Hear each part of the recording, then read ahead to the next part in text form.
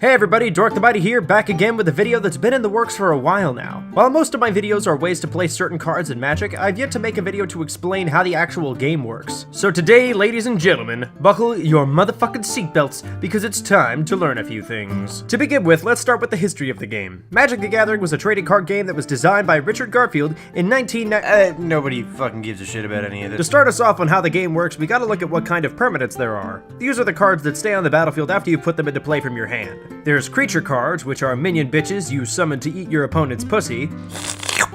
Enchantments to make that pussy of yours magical. Artifacts that you could stick up your pussy. I don't even have a thing for this. Planeswalkers to watch over your pussy so it isn't taken by dirty thieves.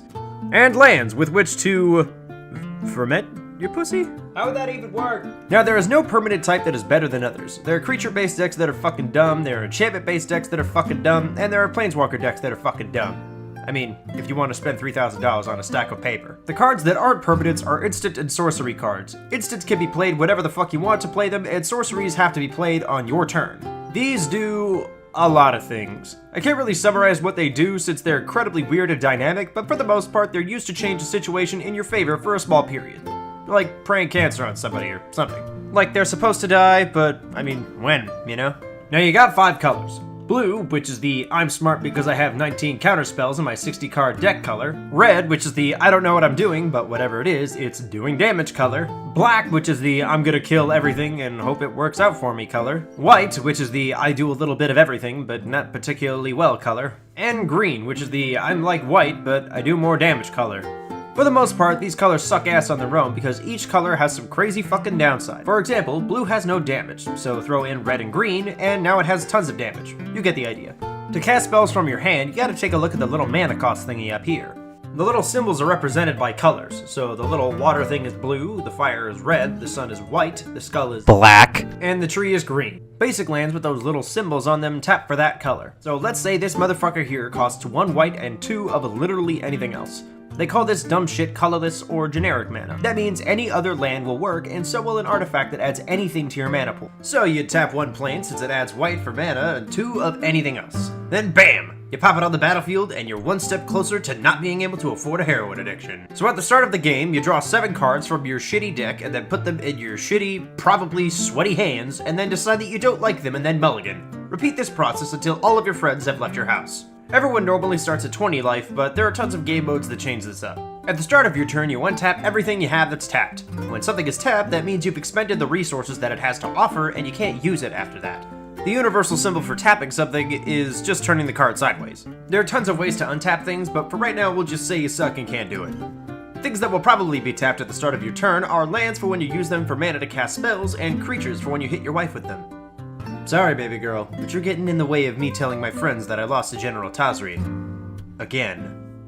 No, I'm not signing a fucking divorce paper. After you've untapped your shit to use it again during your turn, there's an upkeep. Anything that says during your upkeep or at the beginning of your upkeep would happen now. Now, there's a lot of shit that says this, so you really gotta keep your eyes peeled for it. After that, you draw a card.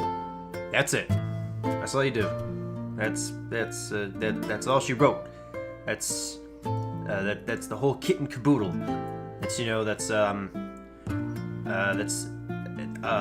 Then it goes to your first main phase. Now you can play lands from your hand, and you can only play 1 unless an effect tells you that you can play an additional 1. Just in general though, if you're a beginner, you're probably not gonna have one of these because these are actually relatively expensive cards. Now you can cast creature spells and sorcery spells from your hand, and someone will probably just fucking counter them both, so you can just move to combat. Even if you don't want to attack anybody, you still have to do this. But you don't actually have to declare any attackers to target anybody. So now that we're in combat, your creatures actually fucking matter. So now we're gonna take a look at your boy's stats. Down here at the bottom you can see 2 numbers. The number on your left is your boy's power, which is how much damage he deals to players and other creatures, and on the right is his toughness, which is how much damage your boy can take before he comes down with a serious case of dead.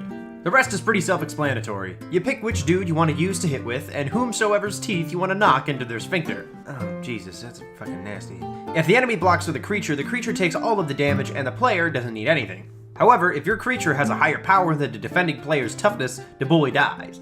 But on the flip side, if the defending creature's power is higher than your boy's toughness, then he will not be cracking open any cold ones anytime soon. Because he came down with a stage 4 case of the dead. You ever try reasoning with a corpse? Well, I mean, it's both more fun and interesting than signing the goddamn divorce papers! as the battle phase is done with, you move to your second main phase. If you didn't play a land during your first main phase, this is your last chance to do that. This is also the last time during your turn that you can cast sorcery spells since you can't play them during combat. And after all that, you move to your end step, which is similar to the upkeep.